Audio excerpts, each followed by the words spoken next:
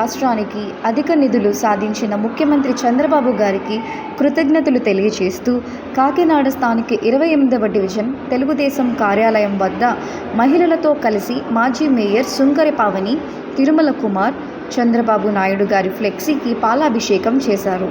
ఈ సందర్భంగా పావని మాట్లాడుతూ అమరావతి రాజధానికి 2024-25 బడ్జెట్లో కేంద్రం 15,000 కోట్ల రూపాయలు అభివృద్ధి కోసం నిధులు విడుదల చేయడం, ఆంధ్రుల జీవన నాడి పోలవరం ప్రాజెక్టు పూర్తి చేయుటకు కేంద్ర ప్రభుత్వం పూర్తి సహాయ సహకారాలు అందించేందుకు సుముఖత తెలపడం, వైజాగ్ చెన్నై ప్రత్యేక కారిడార్కు నిధులు మంజూరు చేయటం, రహదారుల అభివృద్ధికి ప్రత్యేక నిధులు కేటాయించడం, కేంద్రం నుండి నిధులు విడుదల చేయడానికి మోడీ గారి ఎన్డీఏ ప్రభుత్వం మద్దతు ఇవ్వడం ఆంధ్ర రాష్ట్రానికి శుభ పరిణామమని పావని కొనియాడారు.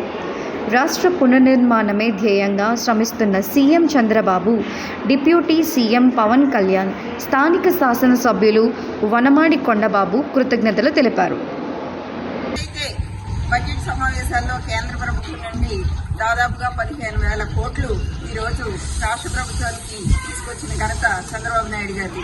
అటువంటి చంద్రబాబు నాయుడు గారికి మహిళా విభాగం తరపు నుండి ప్రత్యేకంగా పాలాభిషేకం చేసి కృతజ్ఞతలు తెలుసుకోవాలని చెప్పి ఈరోజు ఇక్కడ ఈ కార్యక్రమం చేపట్టడం జరిగింది.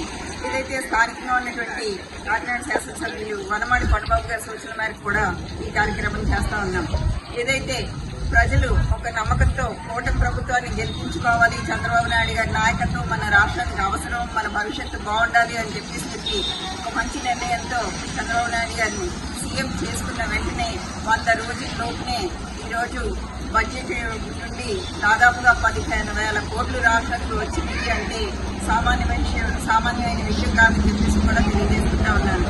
ఏదో లోన్ రూపంగా వచ్చింది కాదు, గ్రాంట్ రూపంగా విడుదల చేసిన అమౌంట్ అని చెప్పేసి కూడా ఈరోజు ప్రజలందరికీ కూడా తెలియజేసుకుంటా ఉన్నాను. అదేవిధంగా రాబోయే రోజుల్లో రాష్ట్రం ఇంకా అభివృద్ధి పదంలో పరిగెడుతుంది అని చెప్పి మీ అందరికీ కూడా చంద్రబాబు నాయుడు గారి తరఫు నుండి హామీ ఇస్తూ సెలవు తీసుకుంటున్నాను.